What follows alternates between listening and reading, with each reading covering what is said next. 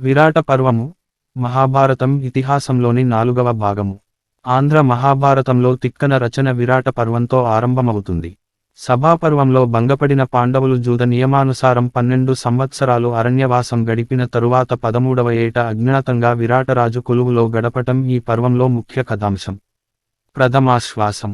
పాండవుల అరణ్యవాసం ముగిసిందని వైశంపాయనుడు చెప్పగా విన్న జనమేజయుడు, మహర్షి, మా తాతలు పాండవులు వనవాసానంతరం అజ్ఞాతవాసమును అతి రహస్యంగా, చాతుర్యంగా, కౌరవులకు తెలియకుండా ఎలా గడిపారు వివరంగా చెప్తారా అని అడిగాడు.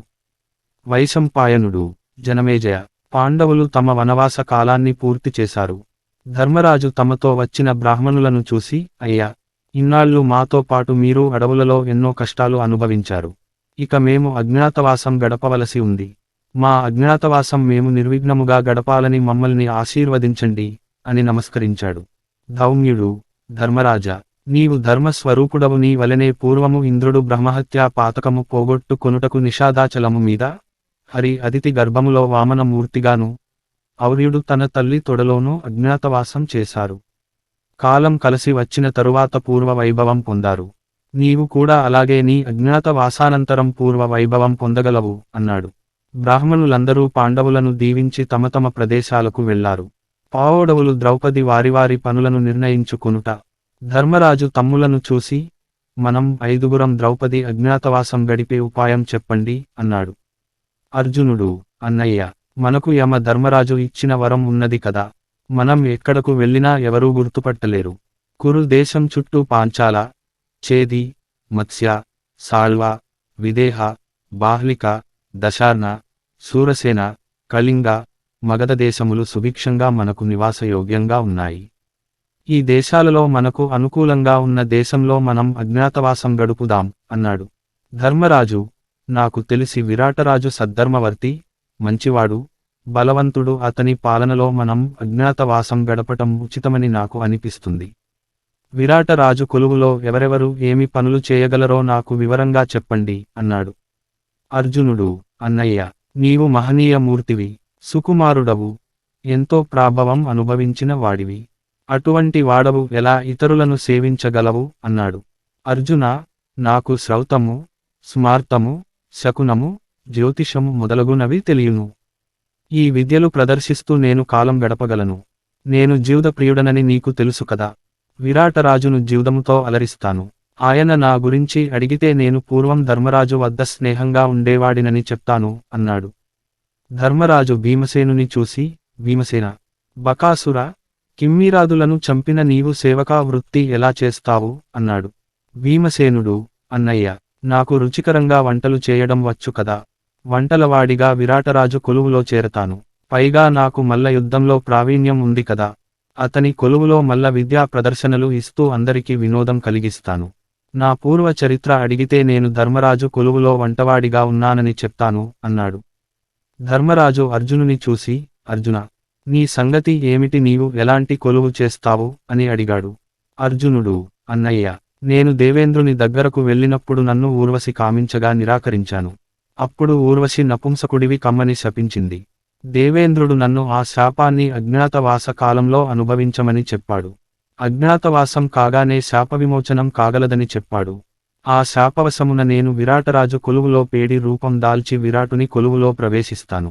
నాకు నాట్య విద్యలో ప్రవేశం ఉంది. నేను అంతఃపురకాంతలకు నాట్యం నేర్పుతాను. నా పూర్వ చరిత్ర అడిగితే నేను ద్రౌపది అంతఃపురంలో నాట్యాచారుడిగా ఉన్నానని చెప్తాను అని అన్నాడు. తరువాత నకులుని చూసి, ఇతడు చాలా సుకుమారుడు, అందగాడు, ఇతడు తన నిజ రూపమును ఎటుల దాచగలడు, పొరులను ఎలా సేవించగలడు అన్నాడు. నకులుడు, అన్నయ్య, నాకు అశ్వ శిక్షణలో ప్రవేశమున్నది. నేను అశ్వ శిక్షకుడిగా విరాటుని కొలువులో చేరతాను. అశ్వశాలలోని గుర్రాలకు ఎలాంటి వ్యాధులు రాకుండా చూసుకుంటాను.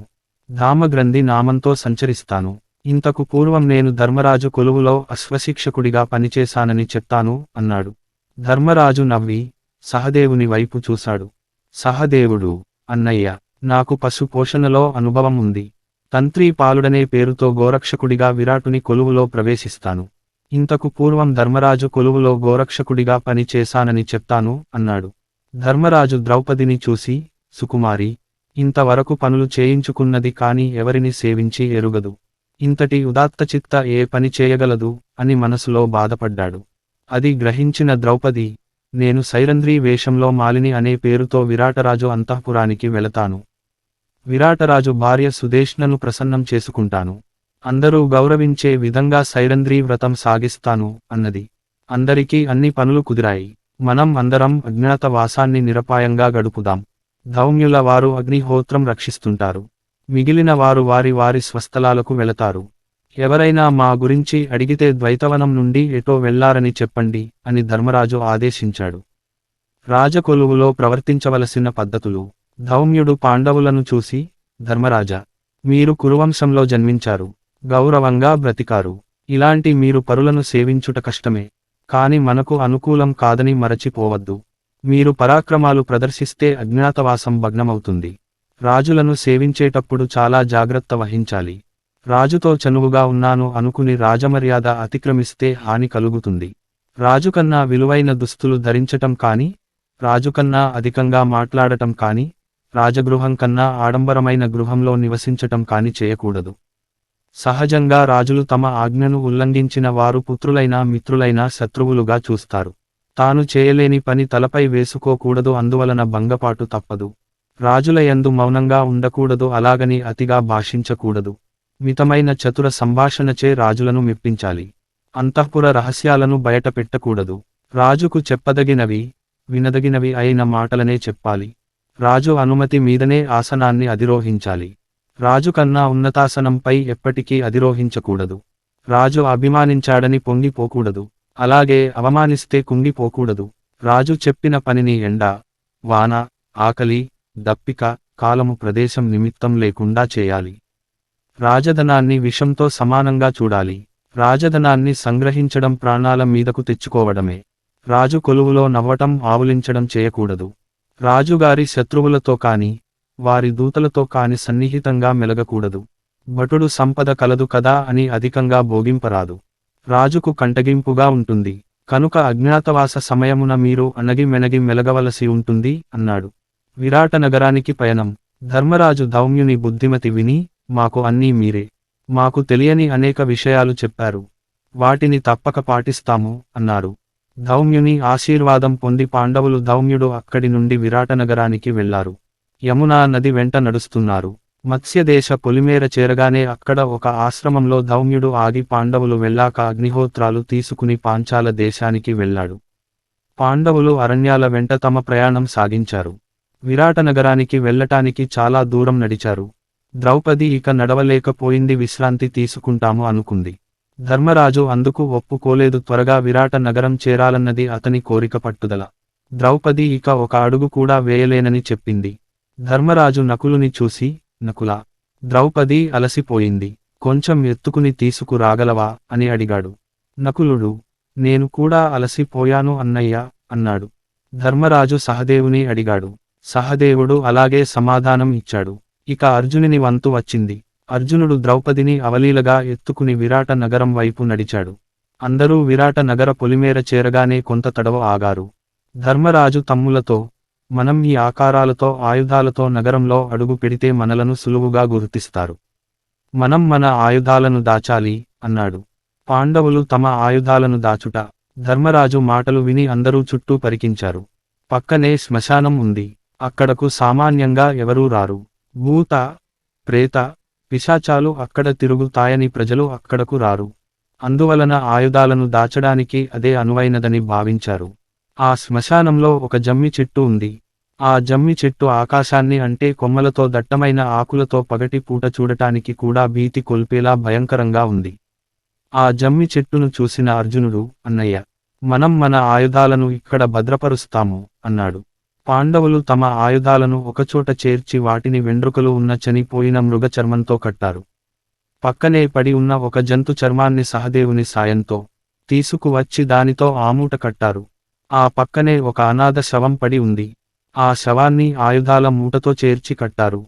ధర్మరాజు ఆ జమ్మి చెట్టు ఎక్కి ఆయుధాల మూటను చెట్టుకు వ్రేలాడ కట్టాడు. ధర్మరాజు ఆ ఆయుధాల మూటకు నమస్కరించి తనకు అర్జునికి తప్ప మిగిలిన ఎవరికైనా అవి సర్పాల వలె కనపడాలని ప్రార్థించాడు. భీముడు వస్తే అస్సలు కనపడవద్దని వేడుకున్నాడు. ధర్మరాజు చెట్టు దిగి చుట్టూ పరికించాడు. దూరంగా కొంతమంది పశువుల కాపర్లు కనిపించారు. వారి దగ్గరకు పోయి, అయ్యలారా, మా తల్లి చనిపోయింది. మా కులాచారం ప్రకారం శవాన్ని జమ్మి చెట్టుకు వ్రేలాడ కట్టాలి, అందుకే కట్టాము అని శవాకృతిలో ఉన్న ఆయుధాల మూట చూపించాడు. అమాయకులైన గొల్లలు భయభ్రాంతులై ఇతరులకు చెప్పటానికి పరుగు పరుగున వెళ్లారు. పాండవుల వేషధారణ. ధర్మరాజు దుర్గాదేవిని ప్రార్థించాడు. ఆమె తమను ఎవరూ తెలుసుకోలేరని అనుగ్రహించింది. ఆ తరువాత ధర్మరాజు ధర్మరాజును ప్రార్థించాడు.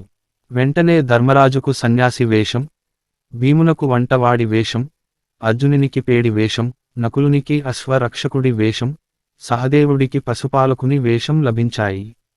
మీరు అందరూ ఒకరి వెంట ఒకరు వచ్చి నగరంలో ప్రవేశించండి అని చెప్పి ధర్మరాజు ముందుగా కమండలం తీసుకుని పాచికల కట్ట చంకన పెట్టుకుని నగర ప్రవేశం చేశారు.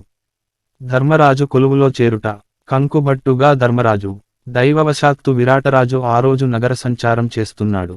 దూరం నుండి సన్యాసి వేషంలో వస్తున్న ధర్మరాజుని చూసి, ఆహా, ఏమి టీవీ, ఏమి రాజసం, రాజ్యాలను ఏలే చక్రవర్తిలా ఉన్నాడు అనుకుని ధర్మరాజుకు ఎదురుపోయి నమస్కరించాడు. ధర్మరాజుతో, అయ్యా, మీరెవరు, ఏ ఊరు, మా నగరుకు ఎందుకు వచ్చారు, వివరించండి అన్నాడు. ధర్మరాజు చిరునవ్వు నవ్వి, నేను బ్రాహ్మణుడను, కురుదేశంలో జన్మించాను, సన్యాసాశ్రమం స్వీకరించాను. నాకు జూదంలో ప్రవేశముంది. శత్రువులు జూదంలో ఓడించి నా సంపదనంతా అపహరించారు. ఆ అవమానం భరించలేక దేశం విడిచి వచ్చాను. నన్ను కంకుబట్టు అంటారు. నేను తమరు సజ్జనులైన మహారాజులని విని వచ్చాను. నేను నీచ వృత్తి చేయను. 1 సంవత్సరం వ్రతం ఉన్నది. ఆ వ్రతకాలం మీ వద్ద ఉంటాను, అనుగ్రహించండి. ఆ తరువాత నన్ను అవమానించిన వారిని వెతుక్కుంటూ వెళతాను అన్నాడు. విరాటరాజు, అయ్యా, తమరు మా రాజ్యంలో ఉండటం కంటే మాకు భాగ్యం లేదు. నాకు జరిగే మర్యాదలు అన్నీ నీకు జరుగుతాయి. తమరు సంతోషంగా మా నగరంలో ఉండండి అన్నాడు. ధర్మరాజు, నాకు రాజభోగాలతో పని లేదు. నేల మీద నిద్రిస్తాను. హోమం చేయగా మిగిలినది తింటాను అన్నాడు. విరాటరాజు అందుకు అంగీకరించాడు. ధర్మరాజు కొలువులో ప్రవేశించాడు. భీముడు కొలువులో చేరుట. వలలుడిగా భీముడు. తరువాత భీముడు వంటలవాడిగా చేతితో గరిటతో నగర ప్రవాసం చేశాడు. విరాటరాజుకు అభివాదం చేశాడు. భీముడు, అయ్యా, నేను 4వ జాతి వాడను. వంటలు చేయగలను. తమరి కొలువులో వంటలవాడిగా ఉంటాను. నేను ఇదివరకు ధర్మరాజు వద్ద వంటలవాడిగా ఉన్నాను. ఆయనకు ప్రీతికరమైన వంటలు చేసేవాడిని. ఆయనను సేవించినట్లు మిమ్మల్ని సేవిస్తాను. నాకు మల్ల యుద్ధం వచ్చు. తమరికి వినోదం కలిగిస్తాను, అనుగ్రహించండి. తమరికి ఇష్టం లేకుంటే వేరొక చోటికి పోతాను అన్నాడు. విరాటరాజు, నీ మాటలకు నేను ముగ్ధుడనయ్యాను. నీవు వంటవాడిగా చేరు అన్నాడు. భీముడు విరాటుని కొలువులో వంటల వాడయ్యాడు. అర్జునుడు కొలువులో చేరుట. బృహన్నలగా అర్జునుడు. అర్జునుడు అందమైన చీరె కట్టుతో, రవికతో, చక్కని తలకట్టుతో ఆడవేషంలో విరాటుని కొలువులో ప్రవేశించాడు. అర్జునునిలో నపుంసకత్వం, ఆడతనం మూర్తీభవిస్తున్నాయి. విరాటుని చూసి, మహారాజా, నా పేరు బృహన్నల. నేను పేడివాడిని. ఆడపిల్లలకు ఆటపాట నేర్పుతాను. నన్ను మీ కొలువులో చేర్చుకోండి అన్నాడు. విరాటరాజు, అయ్యో, ఇంత అందమైన నీకు పేడి రూపమా అడిగాడు. అర్జునుడు, అవును మహారాజా, శాపవశాన పేడితనం ప్రాప్తించింది. పేడితనం వలన ఏ పని చేయలేను. సంగీతం, నృత్యం నేర్చుకున్నాను. అన్ని రకముల వాద్యాలను వాయించగలను. అలంకార కళలో ప్రవేశం ఉంది అన్నాడు. అతడి పేడి రూపంలో ఏమీ దోషం లేదని గ్రహించి ఉత్తరను కొలువుకు రప్పించాడు. మందగమన ఉత్తర కొలువు కూటమికి వచ్చింది. విరాటరాజు, బృహన్నల, ఈమె నా కూతురు ఉత్తర. ఈమెకు నాట్యం నేర్పగలవా అన్నాడు. బృహన్నల వినయంగా నేర్పుతాను అన్నాడు. విరాటరాజు, బృహన్నల, నా కూతురు ఇంకా చిన్నపిల్ల. ఆటపాటల మీద మక్కువ ఇంకా పోలేదు. నీవు ఆమెకు కళలయందు ఆసక్తిని కలిగించి నాట్యంలో శిక్షణ ఇవ్వవలసిన బాధ్యత నీదే. నీవు ఈమెకు రక్షకుడిగా ఉండాలి అని ఉత్తరను చూసి, అమ్మా, ఈమె నీ గురువు, ఆమె ఎలా చెపితే అలా భక్తితో నడచుకో అని బృహన్నలకు ఉత్తరను అప్పగించాడు. ఆ విధంగా అర్జునుడు విరాటుని కొలువులో ప్రవేశించాడు. నకులుడు కొలువులో చేరుట. తామగ్రంథిగా నకులుడు. తరువాత నకులుడు అశ్వపాలకుని వేషంలో విరాటుని కొలువులో ప్రవేశించాడు. ఆ సమయంలో విరాటుడు తన వద్దకు కొనిరాబడిన గుర్రాలను పరిశీలిస్తున్నాడు. నకులుడు కూడా అశ్వాలను తదేకంగా చూస్తున్నాడు. ఇది గమనించిన విరాటుడు అతనికి అశ్వవిద్యలో ప్రవేశం ఉన్నదని గ్రహించాడు. అతని గురించి వివరాలు కనుక్కుని రమ్మని మంత్రులను ఆదేశిస్తున్న తరుణంలో నకులుడు విరాటనుని దగ్గరకు వచ్చాడు. నకులుడు, మహారాజా, నా పేరు తామగంది, నాకు అశ్వ విషయములు అన్ని తెలుసు, అశ్వపోషణ చేయగలను, అశ్వ ఆయు ప్రమాణాన్ని చెప్పగలను. నేను ఇంతకు ముందు ధర్మరాజు వద్ద అశ్వరక్షకుడుగా ఉంటున్నాను. కాని ధర్మరాజు అందరినీ వదిలిపోయాడు. విరాటరాజు సుజనుడు, లోకోత్తరుడు అని విని నేను తమరి కొలువులో చేరి తమరిని సేవించాలని వచ్చాను అన్నాడు. విరాటుడు అతని నైపుణ్యానికి మెచ్చి అతనిని తన అశ్వశాలలో చేర్చుకున్నాడు. సహదేవుడు కొలువులో చేరుట. తంత్రీపాలుడుగా సహదేవుడు చేతిలో ముల్లుగర్రతో, తలమీద తాళ్ల మూటతో గోపాలుడి వేషంలో విరాటుని వద్దకు వచ్చాడు. సహదేవుడు విరాటునితో, మహారాజా, నా పేరు తంత్రీపాలుడు, నేను ఆల మందలను చక్కగా పెంచుతాను. నాకు పశువులలో ఉన్న రకాలు తెలుసు, పశువుల వ్యాధులకు చికిత్స చేయగలను. ఇంతకు ముందు ధర్మరాజు పాలనలో పశుపాలకుడిగా ఉండేవాడిని. నన్ను తమరి కొలువులో పశుపాలకునిగా నియోగించండి అని కోరాడు. విరాటుడు అతని మాటలకు మెచ్చి అతనిని కొలువులో పశుపాలకుడిగా నియోగించాడు. ఈ విధంగా పాండవులు 5గురు కొలువులో చేరారు.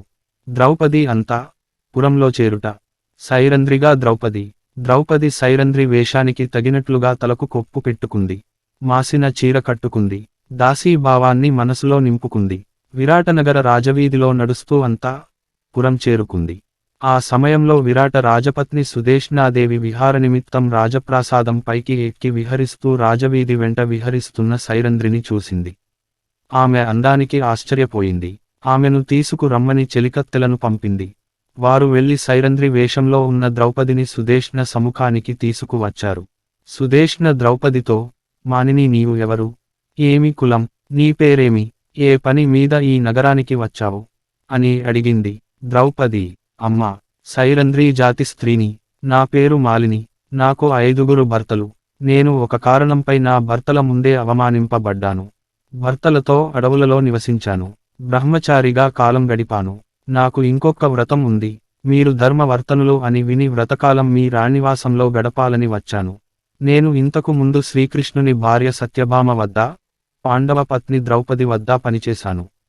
నాకు పూలమాలలు, చెండ్లు కట్టడం తెలుసు, రకరకాలుగా తిలకం దిద్దగలను, అందంగా కురులను అల్లగలను, ముడువగలను అన్నది. ఆమెను అంతా పురంలో చేర్చుకోవడానికి సుదేష్ణకు కొంత సందేహం ఉంది. సైరంధ్రి, నీవు అందగత్తెవు, నిన్ను చూసి మహారాజు నీ మీద మనసు పడితే నేను ఏమి చేయాలి? ఆడవాళ్లే నీపై చూపు మరల్చలేకపోతున్నారే, ఇక మగవాళ్ల విషయానికి చెప్పేదేముంది? నిన్ను అంతా పురంలో ఉంచుకోవడం అంటే నా వినాశనం నేను కోరుకోవడమే అన్నది సుదేష్ణ. ద్రౌపది, అమ్మా, తమరు అలా అనవలదు. నా భర్తలు బలవంతులు, నా విషయంలో అప్రమత్తంగా ఉంటారు. ఎవరైనా నన్ను నీచుభావంతో చూసినా చాలు వారిని సంహరిస్తారు. కనుక ఎవరూ నన్ను దుర్బుద్ధితో చూడరు. నాకు అలాంటి నీచ బుద్ధులు లేవు. నన్ను మీరు నమ్మి మీ సేవకురాలిగా స్వీకరించండి. కాని నాకు కొన్ని నియమాలు ఉన్నాయి. నేను ఇతరుల ఎంగిలి తినను, నీచపు పనులు చేయను అని పలికింది. సైరంధ్రి మాటలకు సుదేష్ణ సంతోషించి ఆమెను తన పరిచారికగా స్వీకరించింది. అలా ద్రౌపది కూడా విరాటుని కొలువులో చేరింది. పాండవులు ద్రౌపది విరాటుని కొలువులో సంతోషంగా కాలం గడుపుతున్నారు.